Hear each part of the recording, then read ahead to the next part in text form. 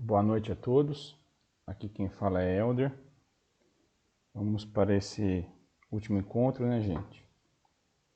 Após aí, acho que 5 ou 6 encontros, vamos falar um pouquinho sobre a revisão. Vamos tentar aqui condensar tudo que a gente falou, são bastantes assuntos. E então, tentar correr o mais rápido possível para que a gente consiga fazer isso em 1 hora, né?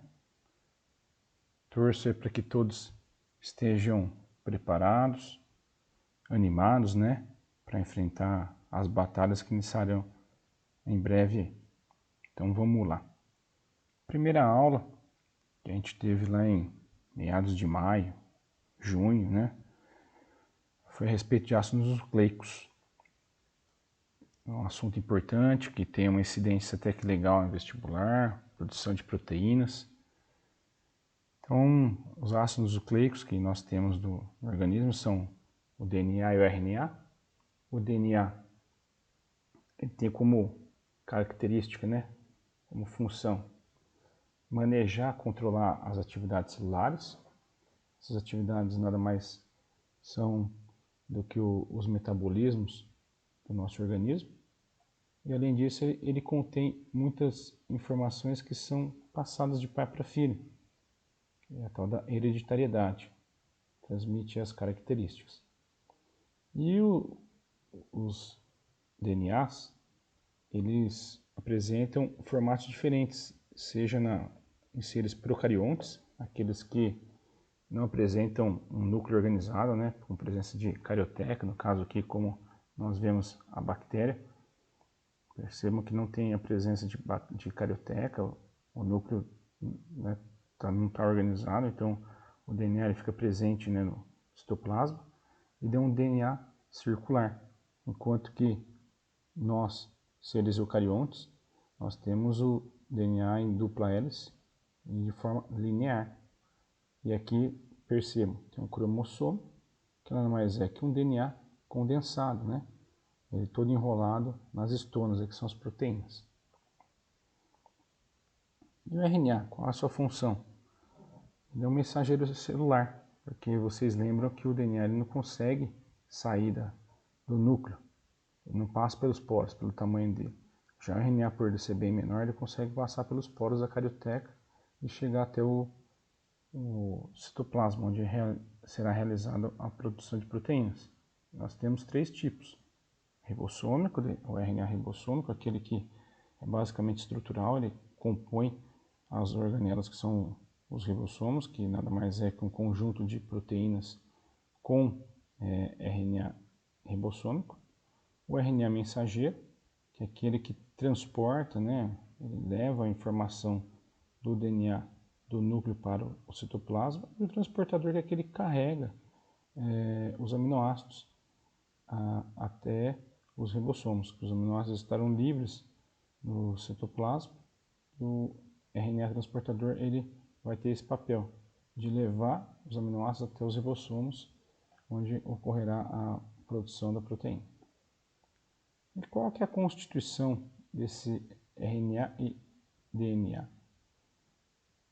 Eles são polímeros de nucleotídeos. Lembra? Polímeros da química orgânica, que é um encadeamento de monômeros, né? E o monômero aqui no caso é o nucleotídeo.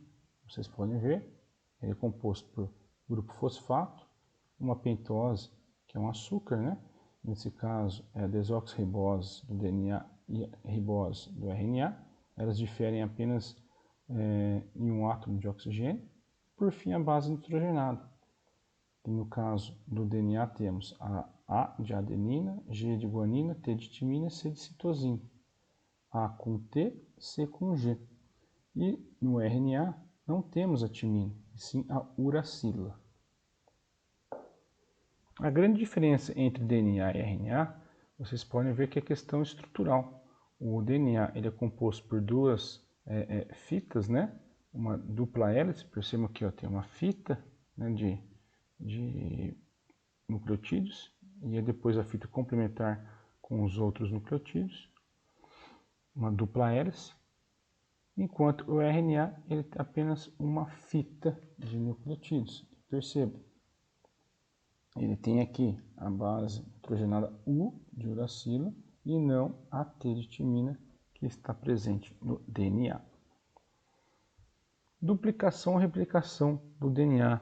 Esse é um processinho simples e vocês têm que ter em mente a única coisa que é um processo semiconservativo, essa duplicação do DNA. E quando as células em processo de mitose, elas precisam se duplicar, elas vão também duplicar o seu material genético.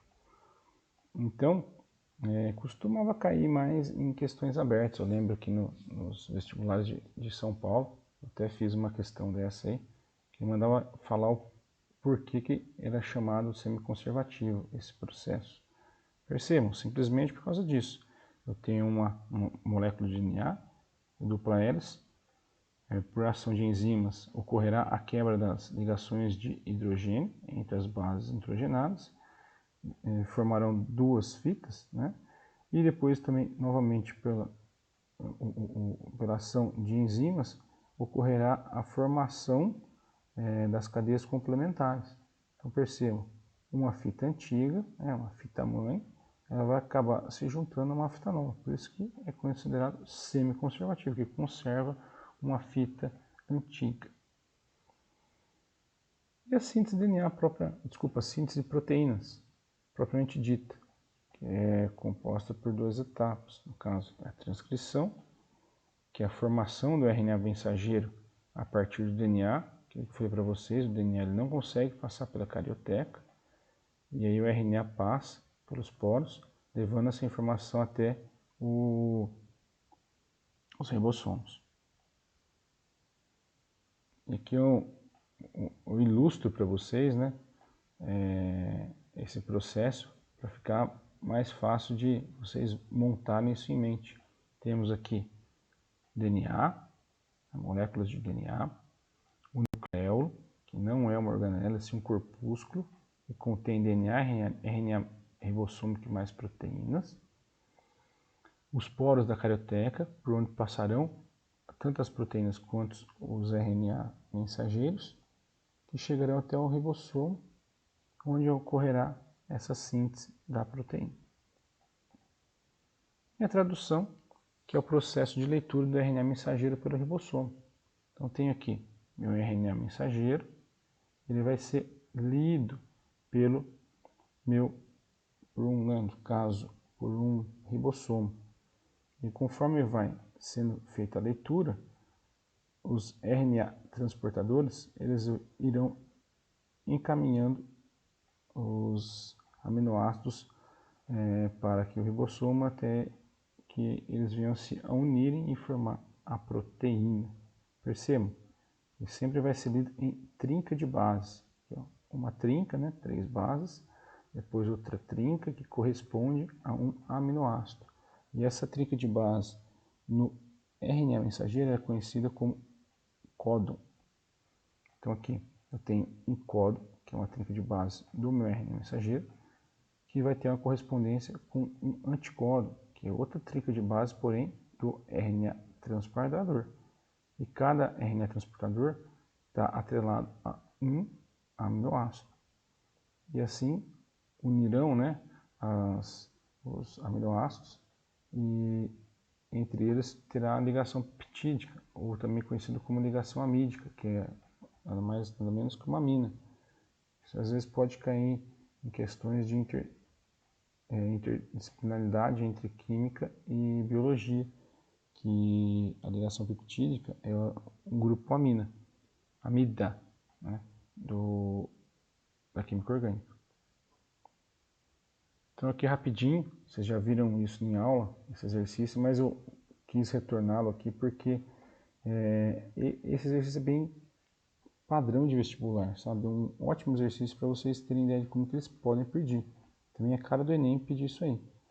Então, um experimento, um segmento de DNA contém a região codificadora de uma proteína humana, foi introduzido em um plasmídio e passou a ser expresso em uma bactéria. Considere que o 50º códon do RNA mensageiro produzido na bactéria a partir desse segmento seja um códon de parada.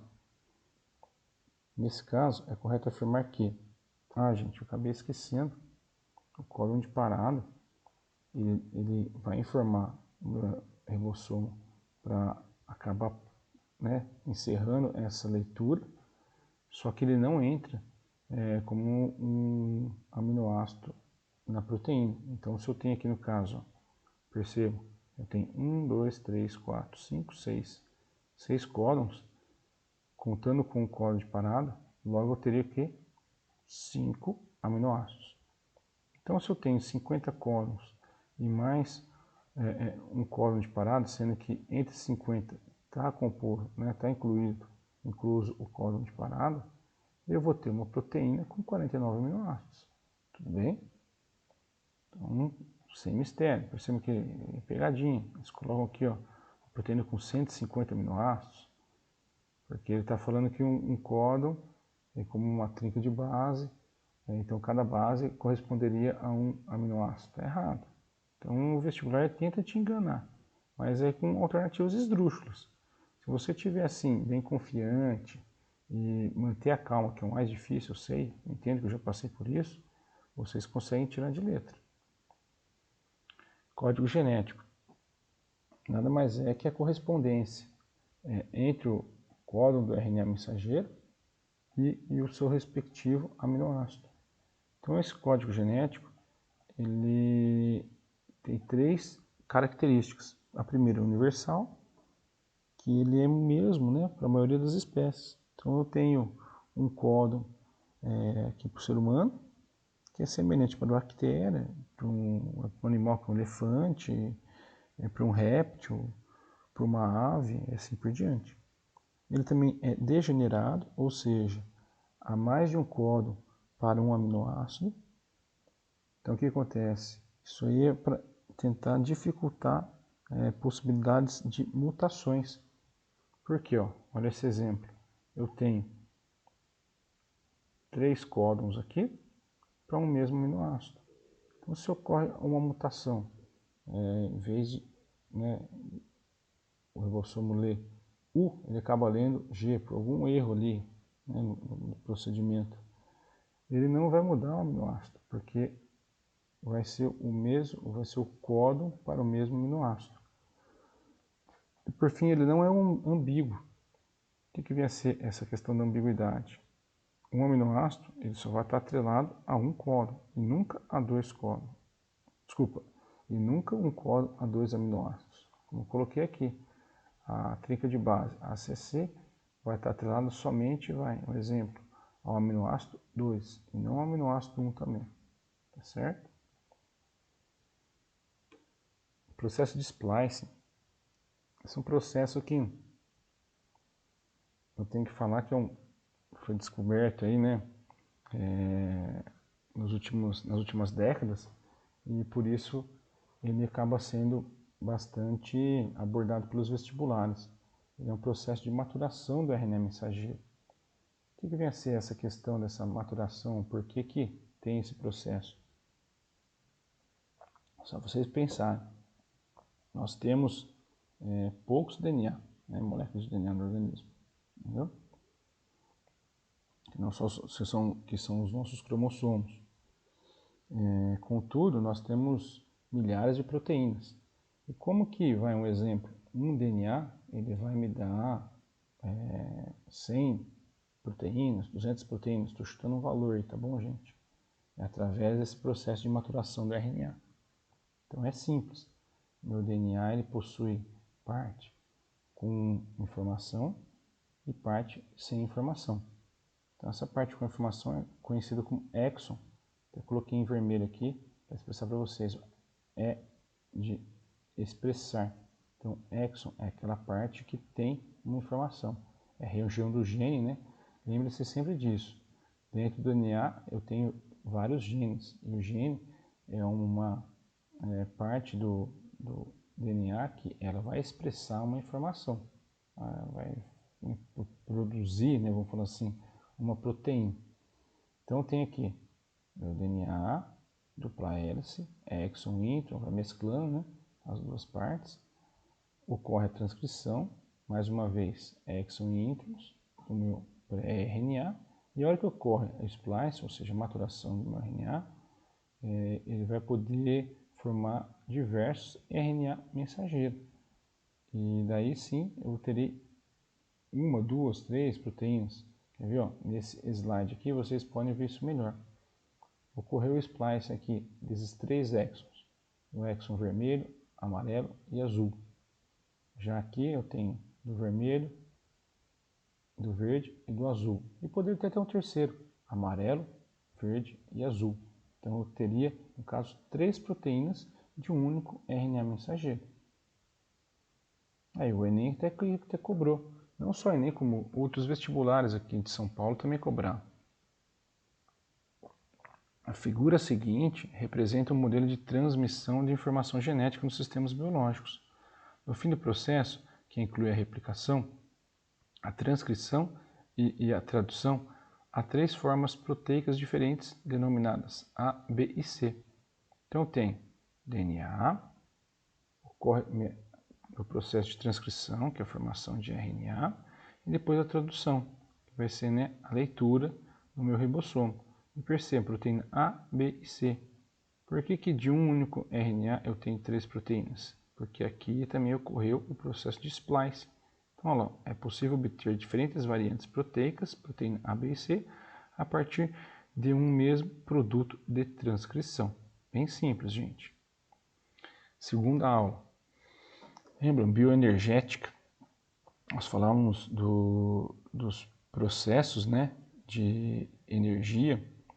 Então temos aí fotossíntese, respiração, fermentação. E aqui nós temos a fotossíntese e a respiração. Percebam que o produto de um mecanismo pode ser a matéria-prima ou o reagente do outro, e assim, né, vice-versa.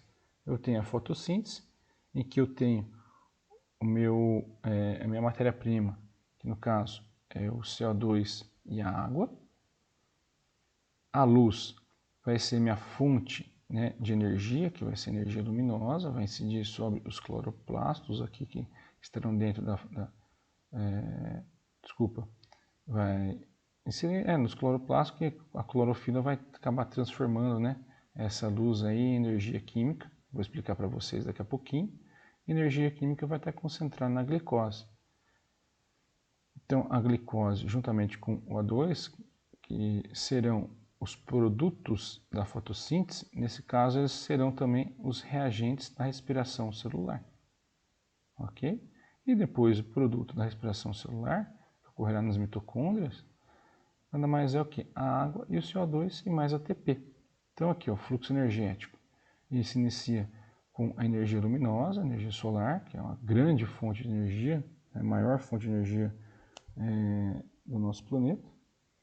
E aí vai acabar sendo transformada em energia química de glicose e também ATP. Por que a gente não utiliza a glicose diretamente no nosso organismo? A glicose, um mol de glicose é mais ou menos mais de 600 mil calorias. Imagina, quebrando essa glicose numa célula, derreter a célula, né? Então, no caso, o ATP, por ele ser uma molécula menor, ele vai me liberar uma quantidade em média de 7 mil calorias. Então, vai ser uma quantidade que pode ser utilizada pela célula. Já a fermentação é um processo de energia anaeróbico, que não envolve a participação da molécula de O2. Ela ocorre aqui somente no hialoplasma, não vai ocorrer dentro de nenhuma organela. Então, tem a primeira etapa, a glicólise, né, que é a quebra da glicose.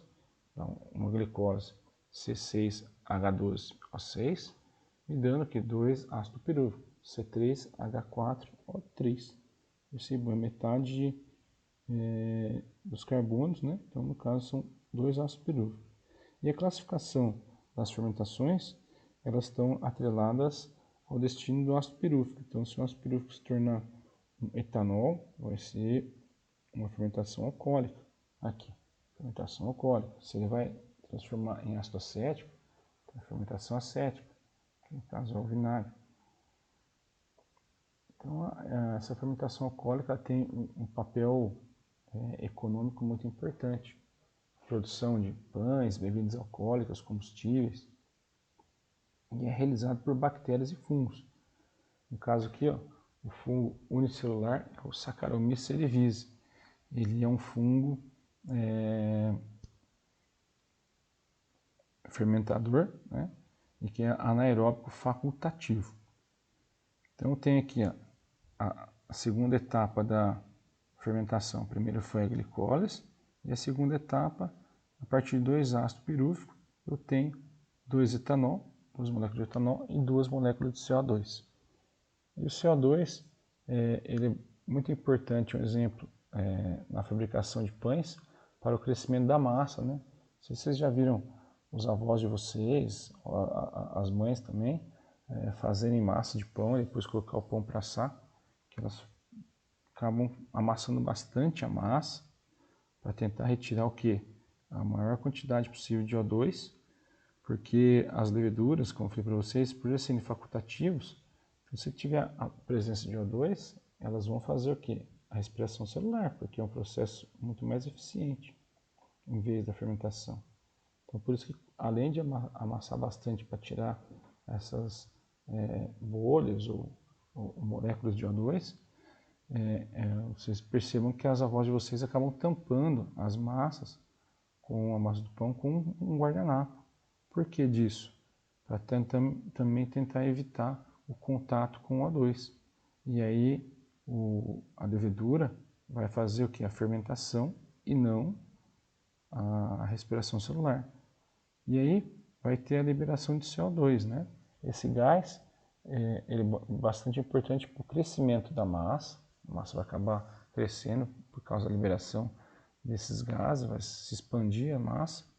E aqui vocês fica nítido, né? Que esses pão italiano, os pães italianos, eles são mais fáceis de visualizar. A hora que você corta ele no meio, tem bastante orifícios.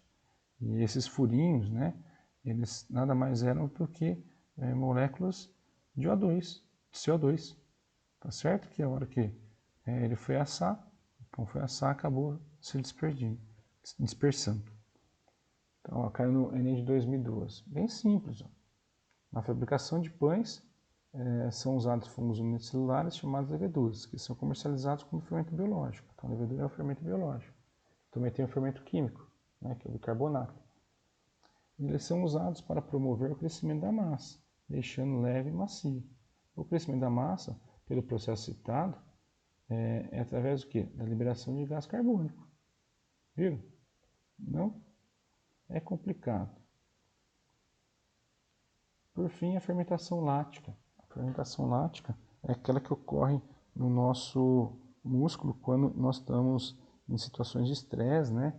Um exemplo, um maratonista que está no fim da prova dele, então não tem mais praticamente oxigênio. Um nadador também. Então, se eu não tenho oxigênio, eu vou apelar para a fermentação, que é um processo bem menos eficaz, eficiente, e vai me liberar o quê? Dois ácidos pirúvicos liberando 2 ácidos láticos. O ácido lático, por ser ácido, ele vai gerar dores na fadiga, né, no músculo. Então, você, além de estar exausto, você vai perceber que sua musculatura vai começar a doer. Interessante que também tem seu papel econômico, que ela faz parte da produção de iogurtes, queijos e coalhadas, feito pelas bactérias, lactobacilos, fungos e, como eu falei para vocês, um tecido muscular. Não tem a produção de CO2 e aqui é uma foto de uma produção aí de iogurte ou coalhado. Por que o leite coalha, Helder? Vocês devem estar lembrados da aula do Patela, quando ele falou das características das proteínas, que elas têm o seu pH ótimo, temperatura ótima, assim por diante. E se tiver uma temperatura muito alta, um pH totalmente diferente do seu pH ótimo, elas vão desnaturar, né? Vão perder seu formato original. Então aqui foi o que aconteceu. Houve a liberação de ácido lático, ocorreu a queda do pH. Esse pH não é mais o pH ótimo dessas proteínas, que é a caseína no caso, e aí elas vão acabar coagulando. Tudo bem? formando a coalhada. Respiração aeróbica. O próprio nome já fala, né? É um processo aí, aeróbico que envolve a participação da molécula de O2. E aqui eu tenho como matéria-prima a glicose, molécula de O2 e dando CO2 e água mais ATP. Ocorre então sempre na presença de O2. O saldo energético de 36 a 38 ATP depende do tipo de célula que fará esse processo. E as etapas são a glicólise, que ocorre no hialoplasma, é a mesma, essa etapa é bem semelhante à fermentação. E depois o piruvato ele vai acabar adentrando a mitocôndria, onde teremos mais duas etapas, o ciclo de Krebs e depois a fosforilação oxidativa. Percebam aí, né, o saldo, 36 a 38 ATPs, muito superior em relação à fermentação que produz apenas 2 ATPs. Chega a ser ridículo, né? Fotossíntese, ele é um processo aí de conversão de energia, partindo da energia luminosa para a energia química, realizado por seres tanto eucariontes quanto procariontes. Caso eucariontes são as algas, os vegetais, e os procariontes são as cianobactérias, que elas acabam vivendo em ambientes aquáticos. A equação é C6 mais C6H2O, luz, me dando molécula de glicose e oxigênio. Como que eles pedem isso no vestibular, gente? Também é questão simples. FUVEST, hein? Então, temida FUVEST perguntou o seguinte: a energia entra na biosfera majoritariamente pela fotossíntese. Por esse processo, é produzido açúcar, que nada mais é que a glicose, e pode ser transformado em várias substâncias orgânicas, perfeito, armazenado como amido, que é a reserva energética do vegetal, ou ainda utilizado na transferência de energia, que no caso, na nossa respiração, ele vai acabar transformando em ATP. Tá? É um resuminho da aula aí. E os fatores limitantes dessa fotossíntese, eles podem ser tanto internos quanto externos. Internos eles estão atrelados à própria planta, né? Como quantidade de clorofila, as enzimas, os estômatos presentes na superfície foliar. Os estômatos, lembram? São duas células que elas fazem parte aí da entrada e saída de gases no vegetal. Então tem o fluxo aí de O2 e CO2 graças aos estômatos. E os fatores externos são aqueles que estão correlacionados com o meio ambiente. Não tem nada a ver com a planta em si. Então é temperatura, concentração de CO2, intensidade luminosa. E esse gráfico, como eu falo em ponto de compensação fótico, o vegetal vai fazer dois processos, né? Tanto a respiração celular, que respira, o vegetal, e também a fotossíntese. Então esse ponto de compensação fótico ele vai estar localizado aqui no eixo X, no eixo das abscissas, e ele equivale a uma igualdade aí da fotossíntese com a respiração. Então é quando ocorre o equilíbrio dos dois processos. Então percebam que aqui, antes, na etapa A, eu tenho uma fase que eu tenho menos fotossíntese que respiração. Logo, é claro que não vai acontecer isso com o vegetal, mas seria uma fase de emagrecimento, porque vai estar mais gastando glicose do que produzindo.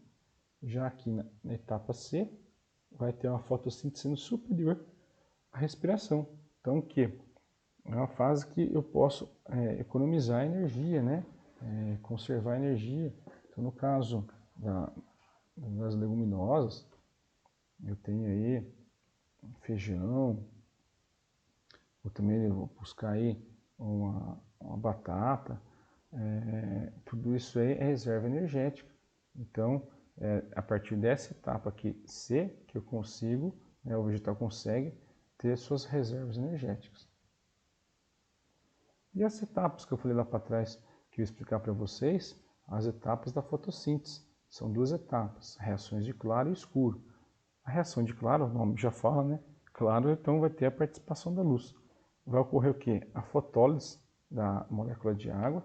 Então, a fotólise nada mais é que a quebra da molécula de água em moléculas de oxigênio e ocorrerá a liberação de ATP. E esse ATP iniciará, né, energia suficiente para iniciar as reações de escuro, que vai ser a formação da glicose propriamente dita. Não ocorrerá aqui a participação da luz. A luz só vai participar nas reações de claro. Mudando de assunto, agora para embriologia, é um assunto que não é tão frequente no vestibular, mas não é pelo fato de não ser frequente que a gente vai falar, né? Vai que esse ano cai no Enem e vocês vão falar, pô, o Helder falou que não é muito frequente, não dei tanta importância e acabou caindo e às vezes vocês acabam ficando por um teste. Foi como aconteceu comigo em Rio Preto. Eu não passei na prova lá por 1/6 de um teste. Imagina, gente. Chega a ser ridículo isso, né? Você pega um teste, divide por 6, foi por isso que eu não passei. Faltaram 9 candidatos para me chamar, 10 mil candidatos. Então vocês têm que ficar muito atentos. Qualquer testezinho, eu estou cansado já, está no final da prova, vou chutar, pelo amor de Deus. Vai chutar só em último caso, tá? Tentem fazer ao máximo, se dedicarem ao máximo, porque às vezes um teste que te coloca lá dentro. Então, voltando aqui ao assunto, então, na embriologia vai estudar o quê? Desenvolvimento do embrião dentro aí do útero da mãe, né? No útero da mulher. Então, no caso, tem o zigoto, que é a célula ovo, esse ezinho, que é de equacional, que vai passar por inúmeras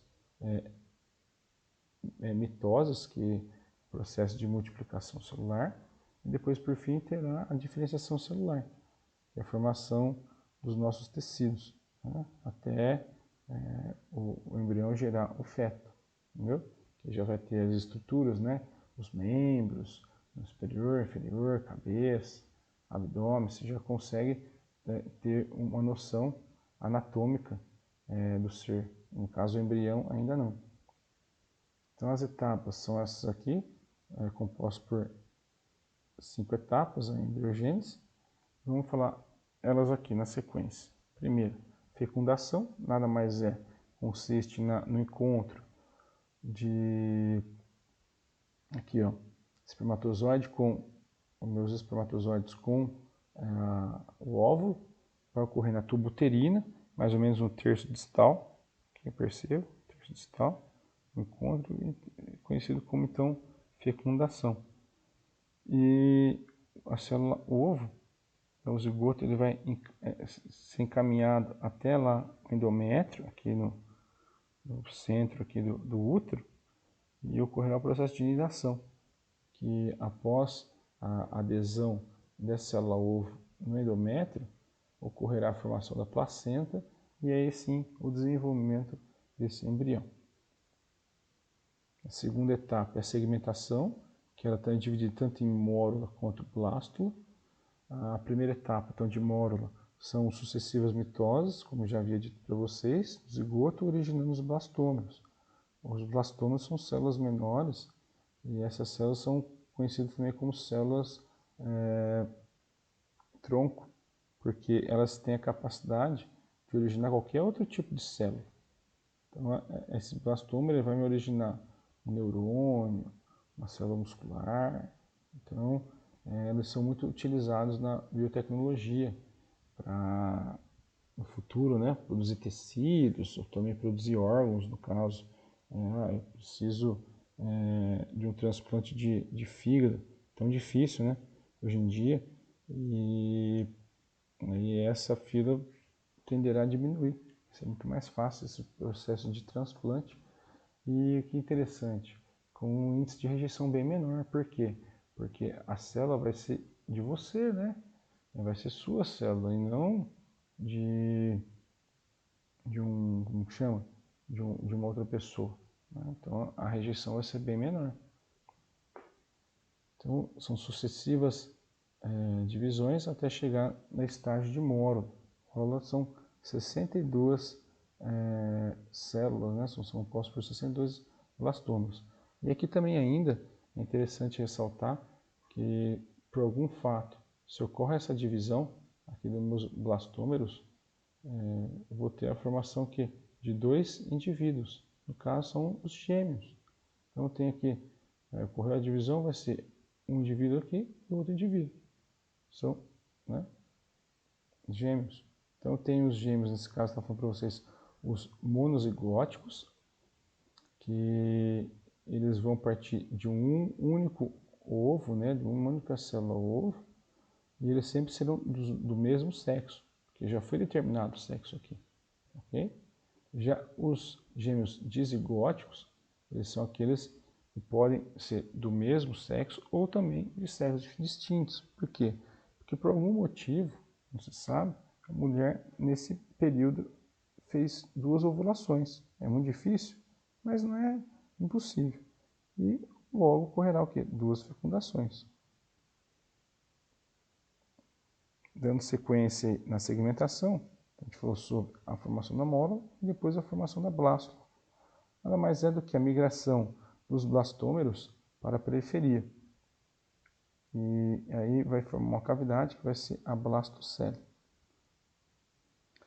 Como eu disse para vocês, diferenciação celular. Eu estou colocando esse slide aqui porque a próxima etapa, que é a gastrulação, é quando já começa as células se diferenciarem.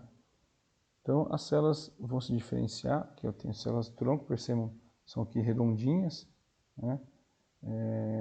Com um núcleo bem intenso, dando aqui um neurônio. Olha como o neurônio é uma célula exótica.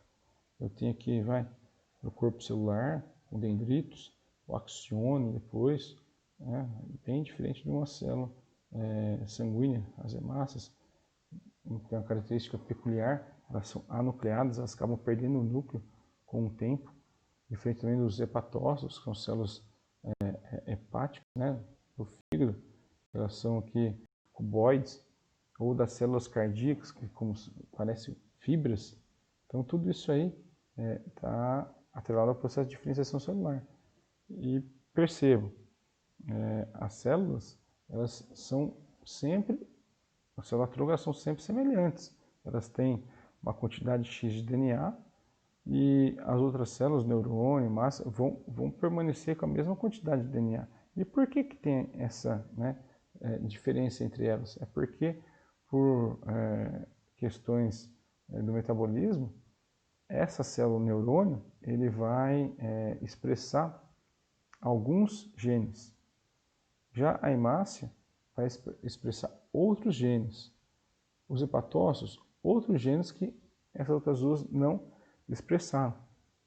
Isso aí dará o quê? Células diferentes. A gastrulação é a etapa em que ocorre a formação do blastóporo, que nada mais é o que? Tenho a minha blástula, vai começar a ocorrer a invaginação dessa parte externa, migrando para outra extremidade, e assim já ocorrerá o que? A formação dos meus folhetos embrionários. Percebam aqui, ó, ectoderma e endoderma. E também vai surgir o arquêntero, que é o meu intestino primitivo, com também o blastóporo. E vocês vão ver que o blastóporo ele é um bom marcador, né, vamos dizer assim, para separação dos indivíduos. Então eu tenho, se o blastóporo der origem à boca, então os seres vivos são classificados como protostômios. E se o blastóporo der origem ao ânus, serão classificados como deuterostômios. Ah lá, acabei de falar para vocês. O blastóporo originando ânus. Então, são deuterostômios. No caso, somos nós, os cordados, também o filo equinodermo. E o blastóporo originando a boca, são os demais filos. Acabei de falar para vocês também, repetindo isso, né? Mas de outra maneira aí, né? Mais fácil para visualizar. Tá bom? Então aqui o equinodermos, que eu vou falar para vocês esse filo, não é tão importante. Esse filo tem a participação aí da estrela do mar, então eles são bem próximos a título de evolução da gente, por causa dessa questão aí do blastóporo. Neurulação. Neurulação é a formação da neuro, né? O próprio nome já acaba levando a essa questão aí, né? Formação da neuro. E a neuro, você percebe que já tem aqui, ó, ectoderma, endoderma, a mesoderma, surge a mesoderma, o tubo neural, que no futuro vai ser o nosso sistema nervoso neural, nosso sistema nervoso, a notocorda, e ela, depois com o tempo ela vai ser substituída pela coluna vertebral. Então é aqui que já começa a etapa aí da diferenciação celular, né? E tem também já o surgimento do celoma. O que vem a ser o celoma? É a cavidade embrionária totalmente revestida pelo mesoderma. O celoma, na gente já, né, no caso, depois de formado, o feto e tudo mais, ele vai ser a nossa caixa torácica, que é esse espaço, vamos falar assim, vazio, onde estarão todos os nossos alojados, todos os nossos órgãos. Então aqui, o celoma, ele é uma cavidade que é totalmente revestida pela mesoderma, aqui em vermelho.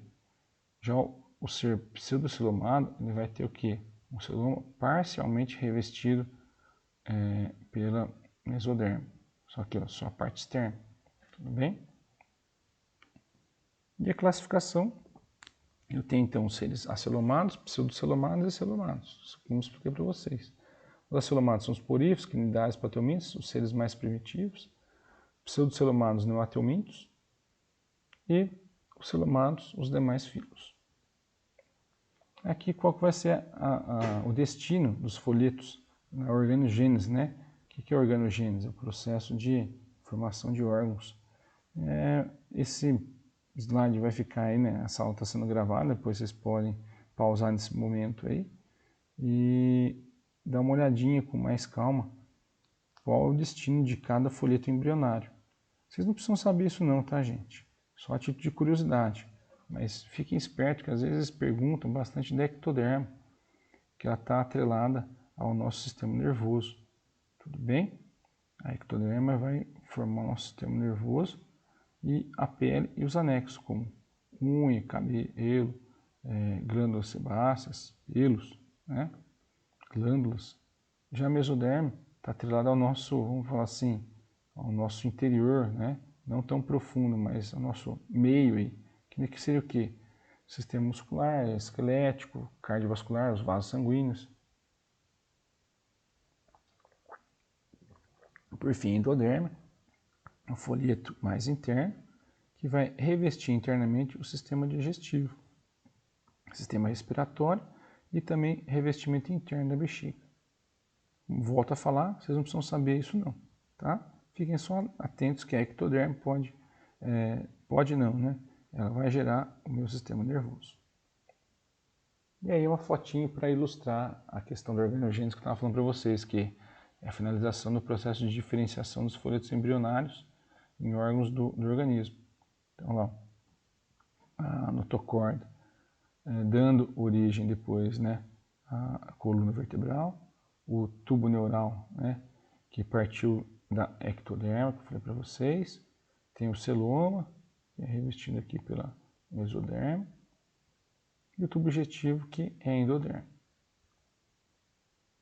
Anexos embrionários. Isso aí costuma ter uma incidência legal no vestibular. São estruturas, né, que surgem a partir dos folhetos embrionários e fornecem suporte ao embrião dos vertebrados. Nós temos aí 5 anexos embrionários. Às vezes, depende dos autores ou dos pesquisadores, eles não consideram a placenta como anexo embrionário, sim como órgão.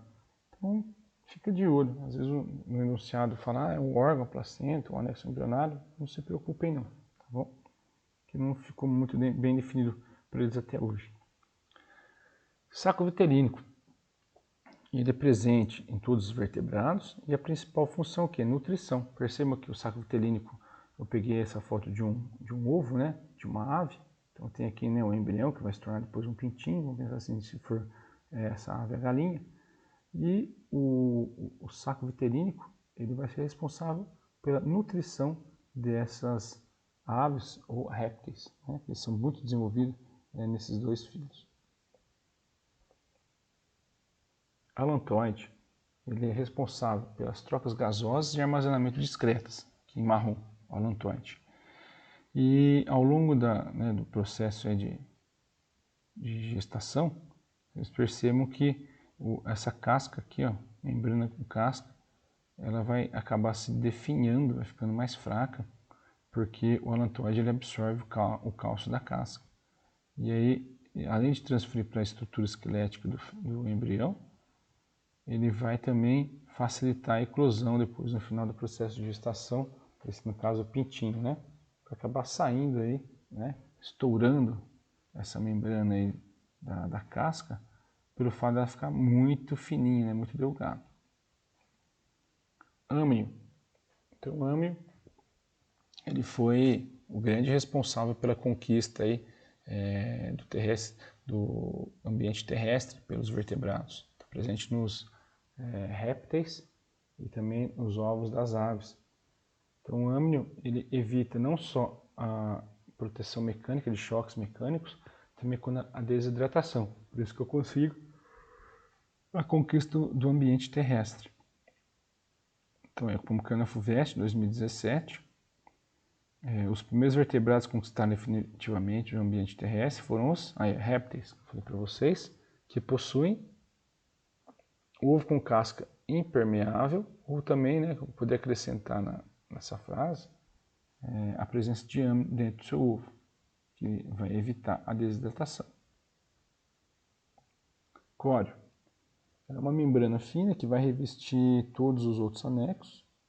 Então a função é basicamente proteção.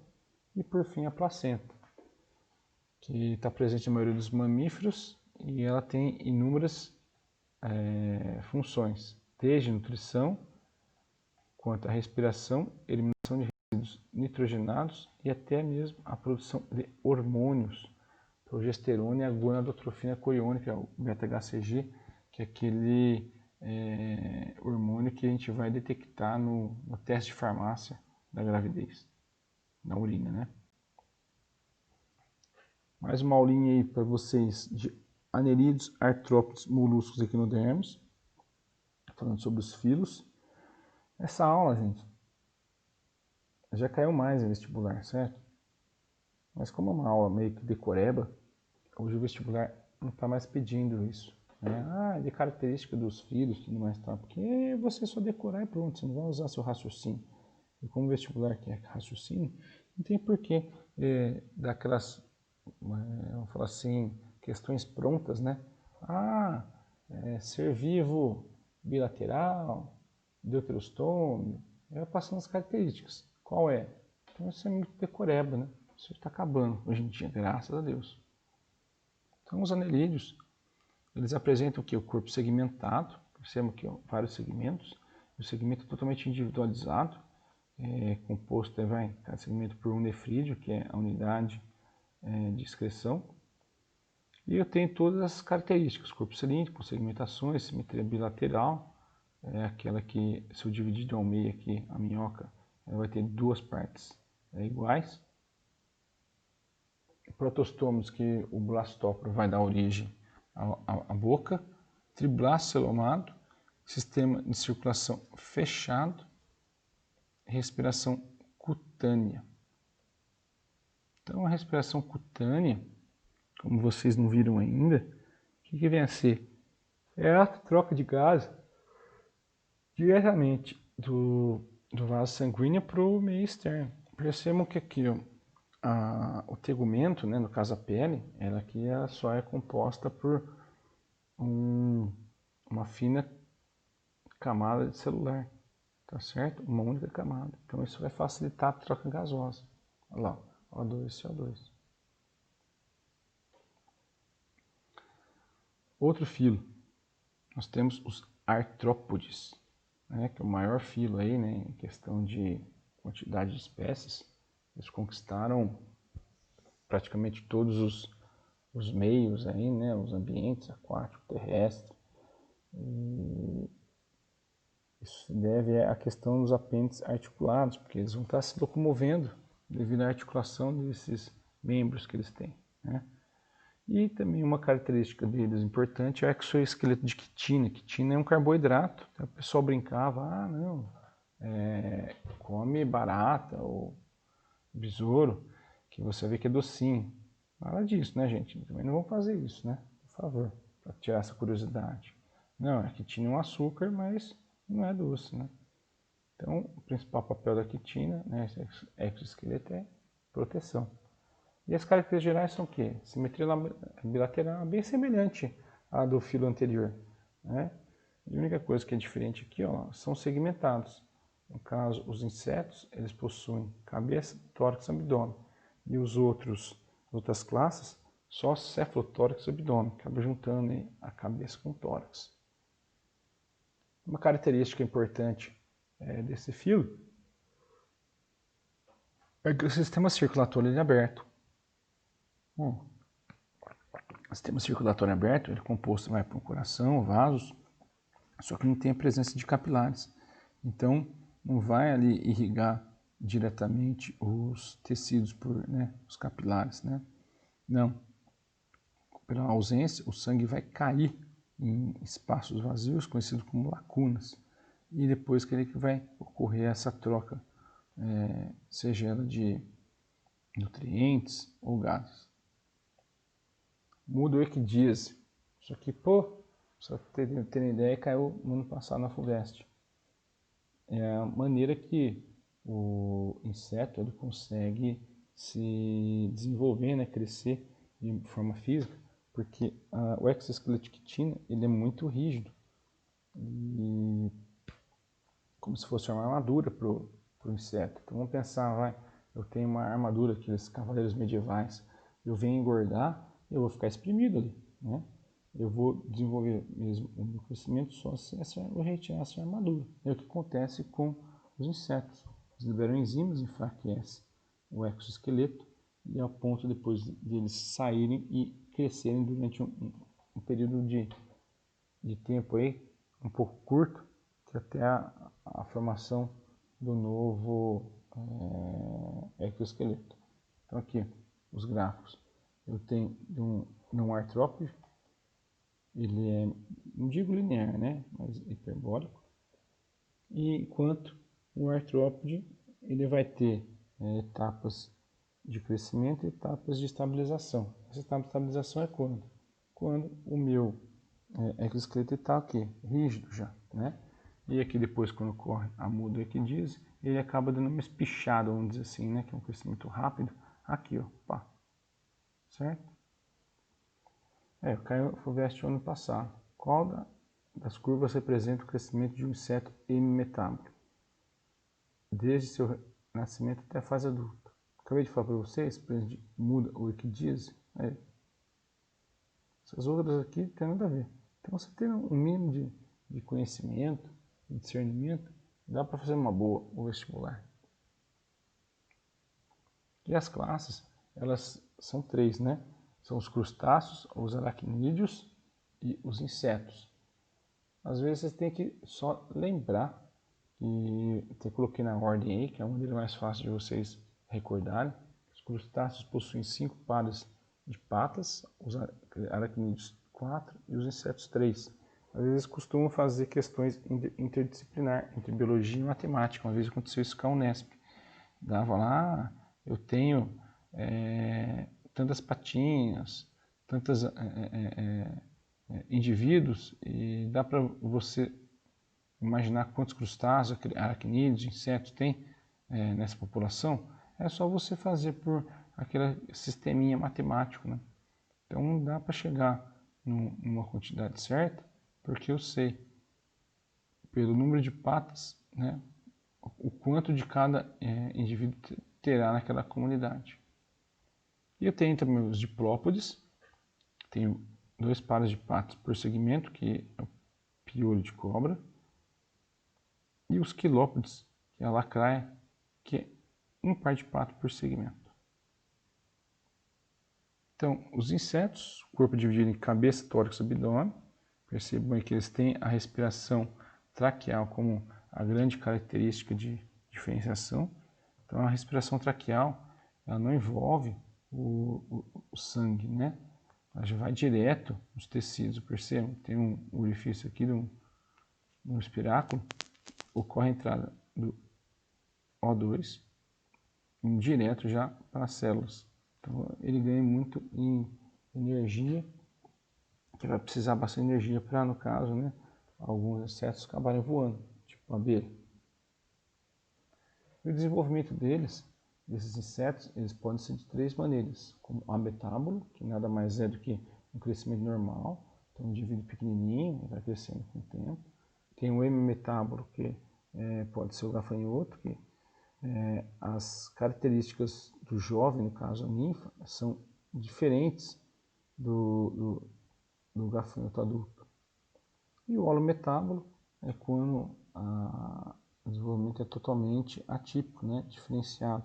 Vai começar com larva, depois vai ter a etapa de pupa, que é desenvolvimento dentro do casulo, no caso de uma borboleta ou de um mosquito, e por fim depois o adulto.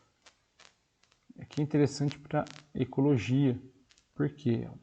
Porque eu tenho aqui a mesma espécie, né, mas ocupando nichos diferentes, porque o alimento da larva não será o mesmo da pupa. Então eu consigo ter menos competição e ter mais descendentes desses insetos.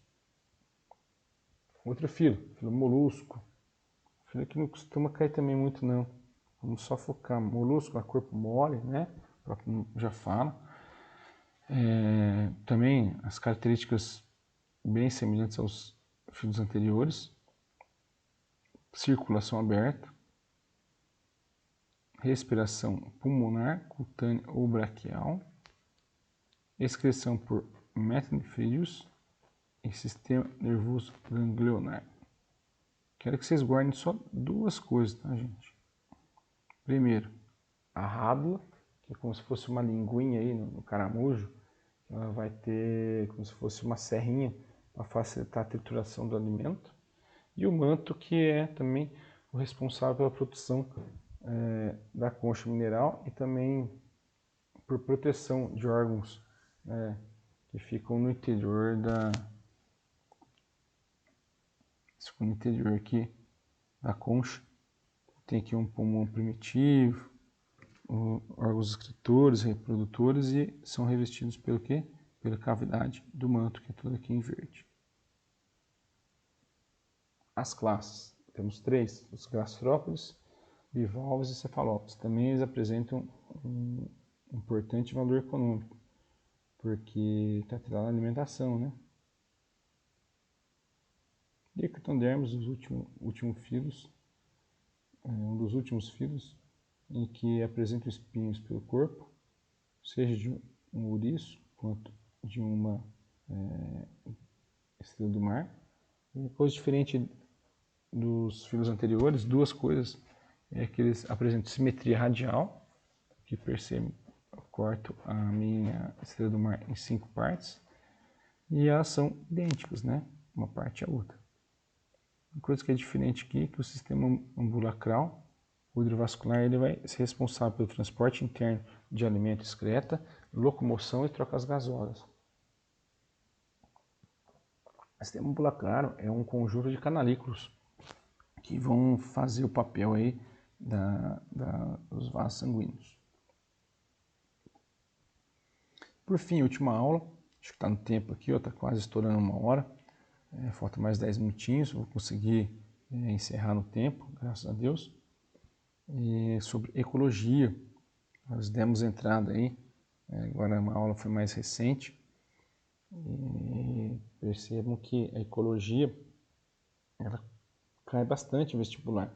Eu percebi aí que a incidência até é considerável, interessante. Então a ecologia, ela estuda o quê? Eco é casa, logia, estudo, eco de casa? Não. É a interação dos indivíduos, dos seres vivos, né, com o meio ambiente, que é a casa deles, né? Então, basicamente isso. Então, dois níveis organizacionais bastante falados, até que gera polêmica ou dúvida, são a população e a comunidade. A população é um conjunto de indivíduos de uma mesma espécie, percebam aqui o conjunto de girafas, tá? E a comunidade já são populações distintas. No caso, tem aqui a girafa junto com a zebra, que é conhecido também como biocenose. E, por fim, nível de organização mais complexo, o ecossistema, que ele é composto por todos os fatores bióticos, biocenose, que é a comunidade, então, são os indivíduos que percebem macaco coexistindo com elefante, zebra, girafa. Então é uma comunidade que há vários seres vivos, né? Várias espécies. Então, se eu somo essa questão dos fatores bióticos com fatores abióticos, o biótopo, que é ar, temperatura, umidade, pH, vai dar minha origem aqui ao ecossistema. Voltando a falar a questão de interdisciplinaridade, percebam aqui que o bioma é um assunto bem falado nas aulas de geografia, mas também está associado à ecologia. O bioma nada mais é o que? O conjunto de ecossistemas. E nós temos no Brasil 5 biomas: Amazônia, Cerrado, Caatinga, Pantanal, Mata Atlântica. E um outro conceito que vocês podem encontrar, se deparar, é a palavra ecótono. Do que é ecótono? Nada mais é uma etapa de transição entre os ecossistemas.